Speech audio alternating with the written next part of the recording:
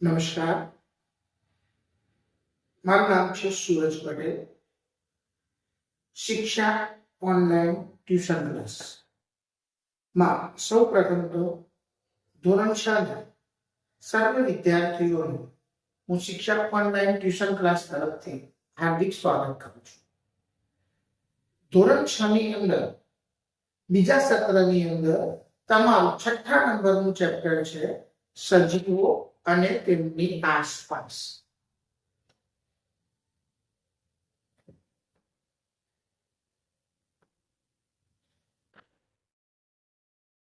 સજીવો અને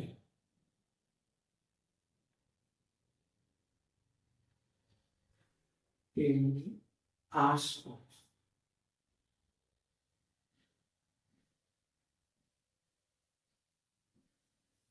પ્રકરણની આપણે શરૂઆત કરીએ ત્યારે સૌથી પહેલા આપણે પ્રકરણના નામ તરફ જોઈએ તો પ્રકરણનું નામ છે સજીવો અને તેમની આસપાસ. તો સૌથી પહેલી આપણે વાત કરીએ કે સજીવો એટલે શું. તો સજીવોના નામથી આપણે સૌ પરિચિત છીએ કે તમે બધા જ જાણો છો કે સજીવ એટલે શું. તો સજીવ માટેના કેટલાક લક્ષણો આપણા વિજ્ઞાનની અંદર નોંધવામાં આવેલા છે. જેમ કે સજીવ કોને કહી શકાય. તો સૌથી પહેલા આપણે જોઈએ કે સજીવો અને તેના લક્ષણો એટલે કે સજીવોના લક્ષણો.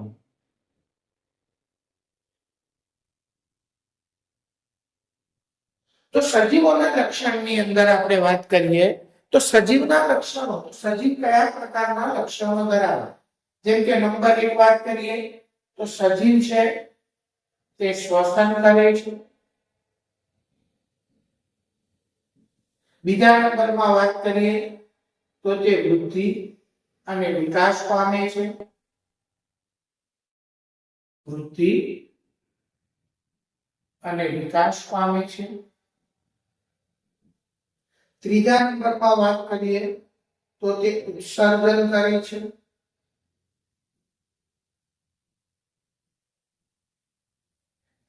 નંબર 4 વાત કરીએ તો તે ખોરાક લે છે. નંબર 5 ની અંદર જોઈએ તો તે હલનચલન કરે છે.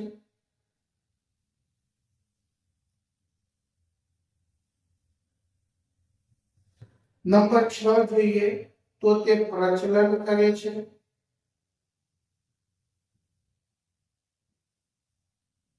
અને નંબર 7 પર વાત કરીએ તો તે પ્રજનન કરે છે.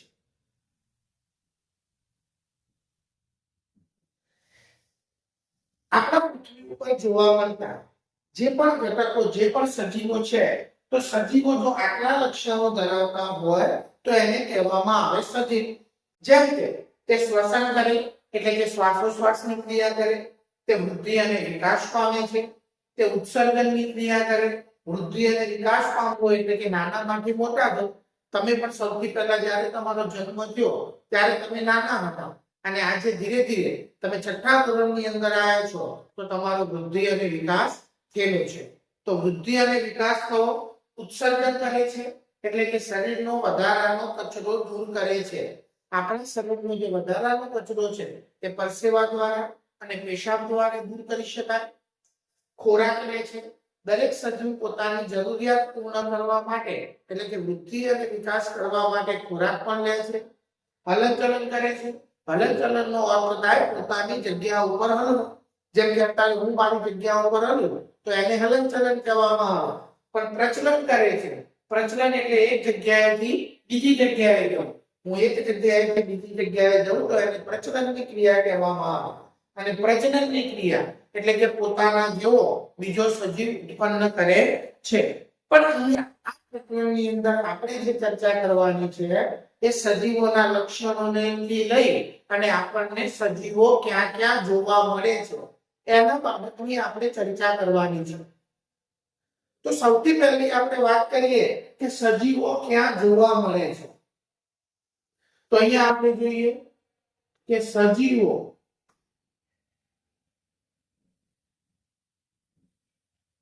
ક્યાં જોવા મળે છે.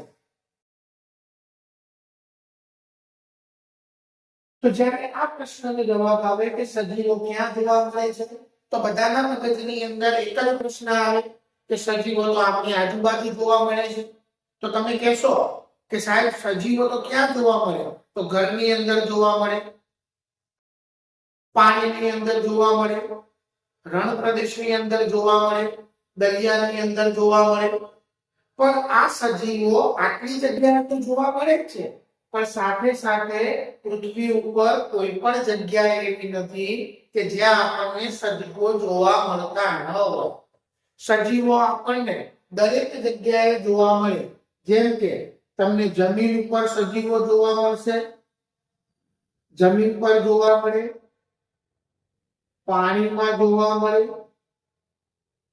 અવકાશમાં જોવા મળે. આ સિવાય રણ પ્રદેશમાં પણ જોવા મળશે. આ સિવાય દલદલયુક્ત જમીનમાં પણ જોવા મળે.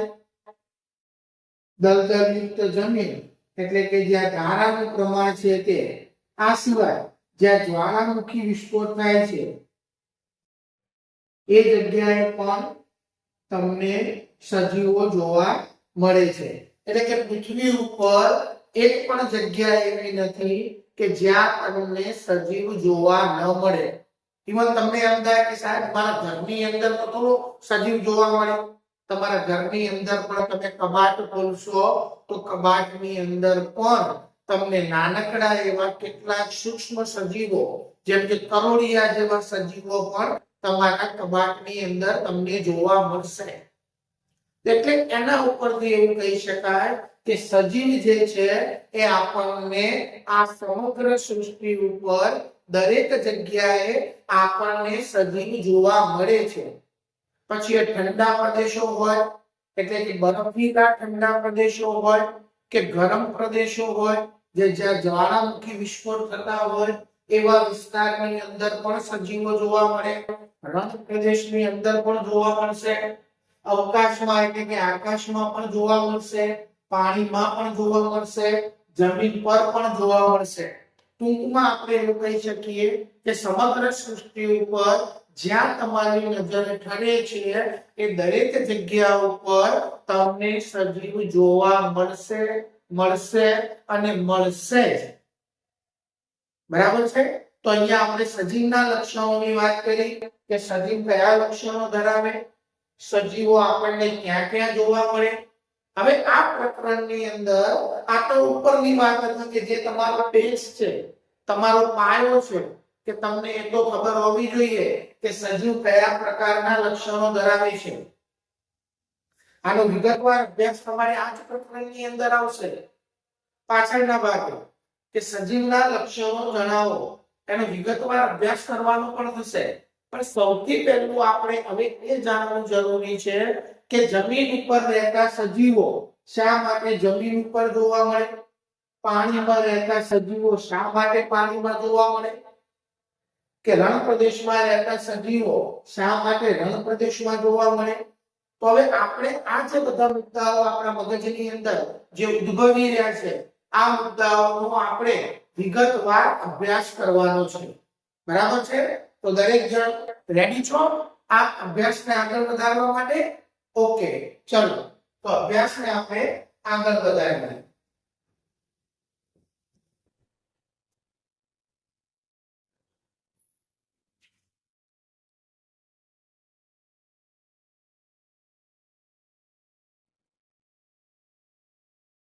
ચલો હવે આપણે વાત કરીએ. સૌથી પહેલો ટોપિક આપણે લઈએ છીએ અનુકૂલન.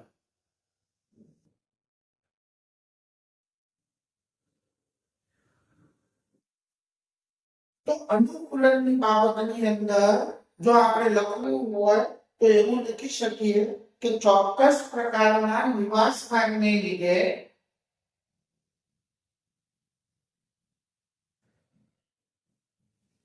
કે ચોક્કસ પ્રકારના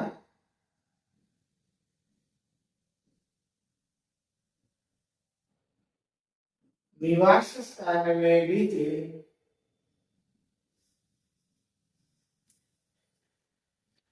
વનસ્પતિ કે પ્રાણીઓને જીવંત રહેવા માટે વનસ્પતિ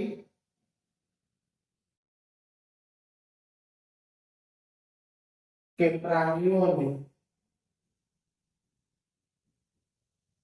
જીવંત રહેવા માટે તેમનામાં રહેલી ચોક્કસ આદતો તેમનામાં રહેલી ચોક્કસ આદતો કે લક્ષણોને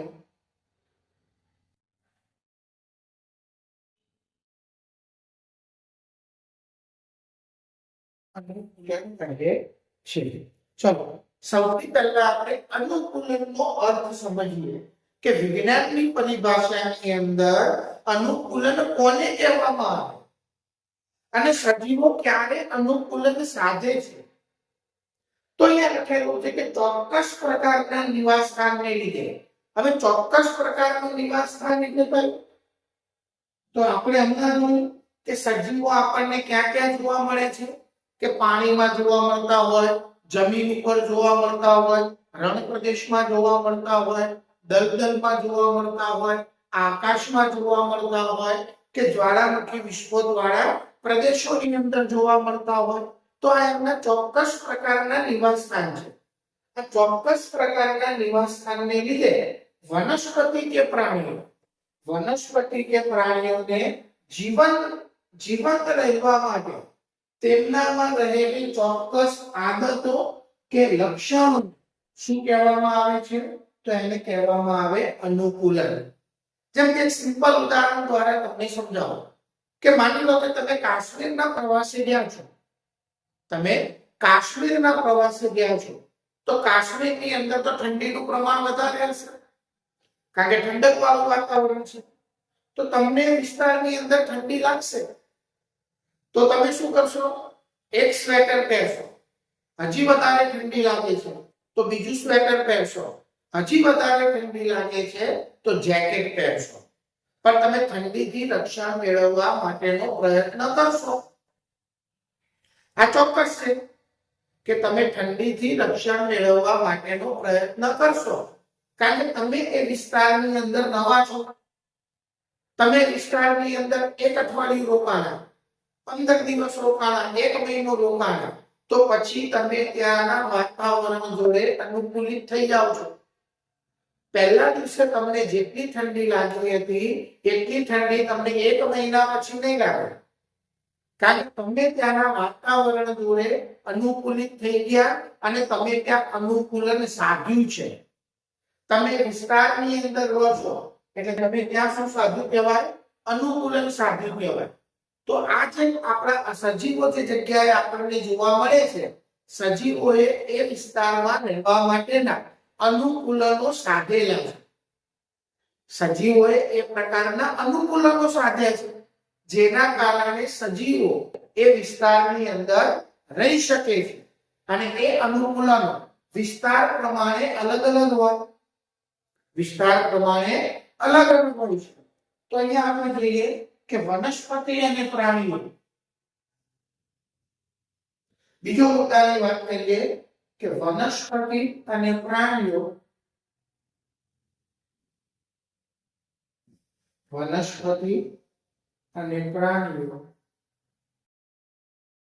જે વિસ્તારમાં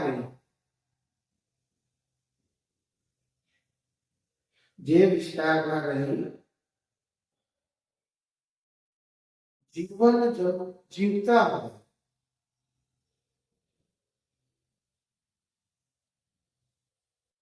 તે વિસ્તારને તેમના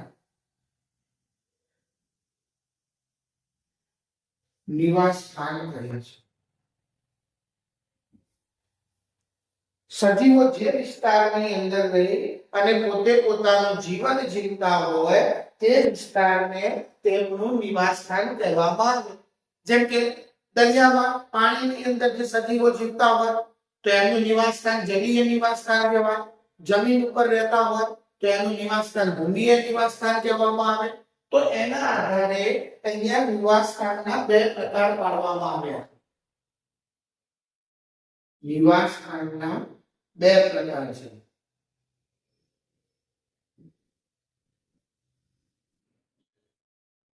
એક પ્રકાર છે ભૂમિય નિવાસસ્થાન. ભૂમિય નિવાસસ્થાન. અને બીજો પ્રકાર છે જલીય નિવાસસ્થાન.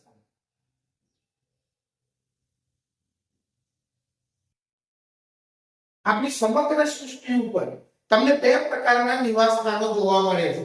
એક છે ભૂમિય નિવાસસ્થાન અને બીજું છે જલીય નિવાસસ્થાન.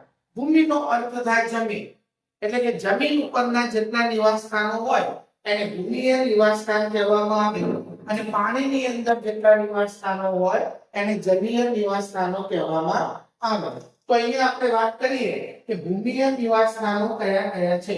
તો અહીંયા લખું છું કે ભૂમિય નિવાસસ્થાન, ભૂમિય નિવાસસ્થાન અને બીજા છે જલીય નિવાસસ્થાન.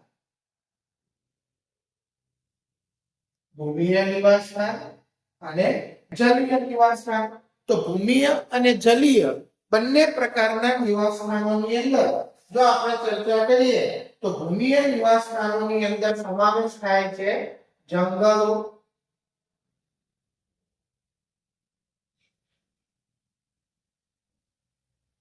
રણપ્રદેશો,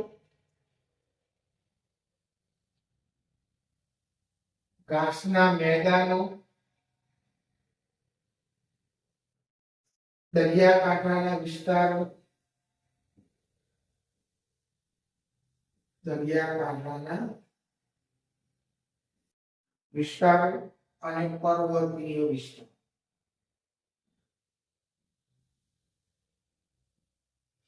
જ્યારે જલીય નિવાસસ્થાનની અંદર સમાવેશ થાય છે તળાવ, નદી, સરોવર, સમુદ્ર, કોણ એટલે કે દલદલ. તો અહીંયા કેટલા પ્રકારના આપણને નિવાસસ્થાનો દેખાય છે કે અહીંયા લખ્યું છે કે ભૂમિય નિવાસસ્થાનો અને જલીય નિવાસસ્થાન. તો ભૂમિય નિવાસસ્થાનોની અંદર જંગલો, રણ પ્રદેશો, ઘાસના મેદાનો, દરિયાકાંઠાના વિસ્તારો અને પર્વતીય વિસ્તારોનો સમાવેશ થાય. જ્યારે જલીય નિવાસસ્થાનમાં તળાવ, નદી, સરોવર, સમુદ્ર અને કણ એટલે કે દલદલનો સમાવેશ થાય. તો અહીંયા દરેક પ્રકારના નિવાસસ્થાનની અંદર જે સજીવો રહે છે એ સજીવો ત્યાં રહેવા માટેના ચોક્કસ અનુકૂલનો ધરાવે છે. જેમ કે એક નાનકડા ઉદાહરણ દ્વારા અને થોડા ઉદાહરણો દ્વારા આપણે એને થોડી માહિતી મેળવીએ. જેમ કે સૌથી પહેલી વાત કરીએ આપણે જંગલોની. તો જંગલોની અંદર રહેતા જે પ્રાણીઓ, જંગલોની અંદર કયા પ્રાણીઓ રહેશે? તો હરણ છે, ચિત્તા છે, સિંહ છે. આ પ્રાણીઓ આપણને જંગલોની અંદર જોવા મળે. તો સૌથી પહેલા જંગલોની અંદર આપણે વાત કરીએ તો આ પ્રાણીઓ જે જંગલોની અંદર રહેતા જોવા મળે, આ પ્રાણીઓની દોડવાની સ્પીડ વધારે છે. કેમ? તો હરણ જે છે તો હરણને સિંહથી બચવાનું છે. હરણને સિંહથી બચવાનું છે. જો હરણ ઝડપથી નહીં દોડી શકે તો સિંહનો શિકાર કરશે. આ દરેક પ્રાણીઓના રંગ તમે જુઓ તો પીળા કલર જેવા છે, કારણ કે રણની અંદર સૂકું ઘાસ હોય તો સૂકા ઘાસની અંદર ભળતો રંગ એમનો છે, એટલે કોઈ પ્રાણી એમને જોઈ ન શકે. આ એમનું વિશિષ્ટ અનુકૂલન છે. આ એક માહિતી આપણે ટૂંકમાં મેળવી. આનો વિગતવાર અભ્યાસ આપણે આગળ કરવાનો રહેશે. બીજું જોઈએ રણ પ્રદેશમાં. તો રણ પ્રદેશના પ્રાણીઓની અંદર તમે વાત કરો તો સાપ, ઉંદર અને ઊંટ. એમાં આપણે એક ચર્ચા કરીએ ઊંટની, કે ઊંટ છે એ રણ પ્રદેશમાં રહેનારું પ્રાણી છે. તો શું કામ ઊંટ રણમાં રહી શકે? કારણ કે ઊંટ રણમાં રહેવાના ચોક્કસ પ્રકારના અનુકૂલનો ધરાવે છે. પહેલું તો ઊંટના પગના તળિયે ગાડી જેવી રચના હોય, એટલે રણની ગરમ રેતીમાં સહેલાઈથી ચાલી શકે. પગનો પંજો મોટો છે એટલે એનો પગનો પંજો જમીનની અંદર ઉતરી જતો નથી. શરીર પગના ઊંટના પગ લાંબા છે એટલે રણની ગરમ રેતીથી એને બચાવે છે. ઊંટ જે છે તે ખૂબ ઓછી માત્રામાં મૂત્રનો ત્યાગ કરે છે, કારણ કે રણની અંદર પાણીનું પ્રમાણ ઓછું છે. ઊંટને જ્યારે પાણી પીવા મળે ત્યારે ભરપૂર પાણી પી લે અને બાકીનું કોથળીની અંદર સંગ્રહ કરે.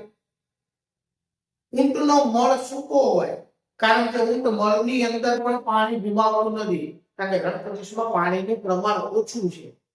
એની ખૂંદમાં જે ચરબી હોય એ ચરબીમાંથી એ પોષણ મેળવે છે. જ્યારે એને ખોરાક ન મળે ત્યારે તો ઊંટ પણ રણમાં રહેવાના વિશિષ્ટ પ્રકારના અનુકૂલનો ધરાવે છે, એટલે ઊંટ રણમાં રહી શકે છે. ઘાસના મેદાનોમાં તો જંગલોની અંદર અને ઘાસના મેદાનોની અંદર વાત આવે એટલે બંનેની એક જ કોમન વાત આવે. દરિયાકાંઠાના વિસ્તારોમાં તો વાત કરીએ આપણે માછલીની. માછલી દરિયાના પાણીમાં શા માટે રહી શકે છે? તો માછલી પાણીમાં રહેવાના ચોક્કસ અનુકૂલનો ધરાવે છે. પાણીમાં રહેવાના અનુકૂલનો કયા? તો માછલીનું શરીર ધારા રેખીય હોય, આગળથી સાંકડું, વચ્ચે ભૂલેલું અને પાછળથી સાંકડું. પાણીની અંદર ઓગળેલો ઓક્સિજન ગ્રહણ કરી શકે છે. આ એનું વિશિષ્ટ લક્ષણ છે. શરીર ઉપર ભીંગડાનું આવરણ છે. તમારો હાથ અડધો કલાક પાણીમાં રાખો તો ફૂગાઈ જશે. માછલીને તો આખી જિંદગી પાણીમાં રહેવાનું છે, પણ એનું શરીરને કઈ નુકસાન નથી થતું, કારણ કે એની પાસે વિશિષ્ટ લક્ષણ છે. અને આ વિશિષ્ટ લક્ષણોને કારણે માછલી જે છે એ પાણીમાં રહી શકે છે. પર્વતીય વિસ્તારની વાત કરીએ તો પર્વતીય વિસ્તારમાં રહેનારા પ્રાણીઓમાં બકરી છે, યાક છે, આ બધા પ્રાણીઓ પર્વતીય વિસ્તારના છે. પર્વતોના ખડકાળ રસ્તાઓ ઉપર પણ સરળતાથી ચાલી શકે છે. શું કામ? કારણ કે એમના પગના તળિયે ખરી જેવી રચના છે. તમે ગાય, ભેંસ, ઘોડા, ગધેડા, બકરીના પગના તળિયે કાળી ખરી જેવી રચના જોયેલી છે. આ કાળા કલરનો જે ભાગ છે એ એને પર્વતીય વિસ્તારમાં પથ્થરોની ઉપર ચાલવામાં મદદરૂપ થાય છે, અને એ પથ્થરો એના પગના તળિયે વાગતા નથી. અને આપણે જે રસ્તા ઉપર ચાલીએ તો આપણા પગના તળિયે આપણને પથ્થરોની અણીઓ વાગે છે, પણ એ ખરી જેવા ભાગને કારણે એ પ્રાણીઓ સરળતાથી પર્વતીય વિસ્તારની અંદર રહી શકે છે, ચાલી શકે છે અને ખોરાક મેળવી શકે છે. એટલે આ પ્રાણીઓ પોતાના જે નિવાસ સ્થાનો છે એ નિવાસ સ્થાનોની અંદર રહેવા માટેના ચોક્કસ અનુકૂલનો ધરાવે છે. આ તો પ્રાણીઓની વાત થઈ. વનસ્પતિઓ પણ ચોક્કસ પ્રકારના અનુકૂલનો ધરાવે છે. જંગલ વિસ્તારની અંદર રહેતી વનસ્પતિ કે પર્વતીય વિસ્તારની વનસ્પતિ, તો પર્વતીય વિસ્તાર એટલે કે જ્યાં ઠંડુ વાતાવરણ હોય, વરસાદ પડતો હોય, બરફ પડતો હોય, તો વૃક્ષોના પાંદડાઓ ઉપર બરફ પડે તો વૃક્ષોના પાંદડા નમી જાય. પણ અહીંયા પર્વતીય વિસ્તારની અંદર જે વૃક્ષો જોવા મળે તે શંકુ આકારના હોય છે. યાક, પાઈન, દેવદાર, આ વૃક્ષો શંકુ આકારના છે. જ્યારે બરફ કે પાણી એના ઉપર પડે છે તો સરળતાથી નીચે સરકી જાય છે. રણ પ્રદેશની અંદર પણ વનસ્પતિ ઉગે છે, બાવળ ઉગે, થોર ઉગે, પણ આ વનસ્પતિઓ જે છે એ પણ રણ પ્રદેશમાં રહેવાના ચોક્કસ અનુકૂલનો ધરાવે છે. રણ પ્રદેશમાં જે વનસ્પતિઓ ઉગે એના પર્ણ ખૂબ નાના હોય, એટલે બાષ્પોત્સર્જનની ક્રિયા દ્વારા ખૂબ ઓછું પાણી ગુમાવે. એના મૂળ જમીનમાં ખૂબ ઊંડે સુધી ઉતરેલા હોય, એટલે રણમય જમીનમાં ખૂબ ઊંડેથી પાણી મેળવી શકે. જ્યારે પાણીની અછત સર્જાય ત્યારે એના પર્ણનું કંટકમાં એટલે કે કાંટામાં રૂપાંતરણ થાય. રણ પ્રદેશમાં ઉગતી જે વનસ્પતિ છે એ વનસ્પતિનું પ્રકાંડ પણ લીલા કલરનું હોય, જેના કારણે એ પ્રકાંડ પણ પ્રકાશ સંશ્લેષણની ક્રિયા કરી અને પોતાનો ખોરાક જાતે બનાવી શકે છે. તો દરેક સજીવ જે આપણને જોવા મળે છે, ભૂમિય નિવાસસ્થાન હોય કે જલીય નિવાસસ્થાનની અંદર, એ પોતાના ચોક્કસ પ્રકારના અનુકૂલનોને કારણે જ તે વિસ્તારની અંદર જીવિત રહી શકે છે. તો આજે આપણા આજના લેક્ચરની અંદર આપણે અનુકૂલનની વાત કરી, એના નિવાસસ્થાનની વાત કરી, અને ભૂમિય નિવાસસ્થાન અને જલીય નિવાસસ્થાનમાં કેવા પ્રકારના પ્રાણીઓ અને વનસ્પતિઓ પોતાના કેવા અનુકૂલનો સાથે જીવન જીવે છે એની એક માત્ર ઝલક જોઈ છે. હજી આપણે આ બધાનો વિગતવાર ઊંડાણપૂર્વકનો અભ્યાસ કરવાનો છે. આ તો તમારા માટે એક ડેમો લેક્ચર છે કે ઓનલાઈન ક્લાસ જે શિક્ષા ઓનલાઈન ટ્યુશન ક્લાસ આ તમારા માટે એક ડેમો ક્લાસ રજૂ કરે છે. આગળ જતા આપણે આવા તો કેટલાય વિડિયો જોવાના છે અને સારામાં સારું એજ્યુકેશન મેળવવાનું છે. તો સર્વે વાલીશ્રીને એક વિનંતી છે કે આપ બંને એટલી ઝડપથી આ શિક્ષા ઓનલાઈન ટ્યુશન ક્લાસની અંદર રજીસ્ટ્રેશન કરો અને આપના બાળકને ટ્યુશનનો લાભ અપાવો. 1 નવેમ્બર થી કરી અને 30 નવેમ્બર સુધી શિક્ષા ઓનલાઈન ટ્યુશન ક્લાસ પર ગણિત અને વિજ્ઞાનના ફ્રી લેક્ચર લેવામાં આવશે. ત્યારબાદ જો આપણને અનુકૂળ આવે છે તો આપ તેની ફી ભરી અને આગળ લેક્ચરને કન્ટિન્યુ કરી શકો છો. Thank you.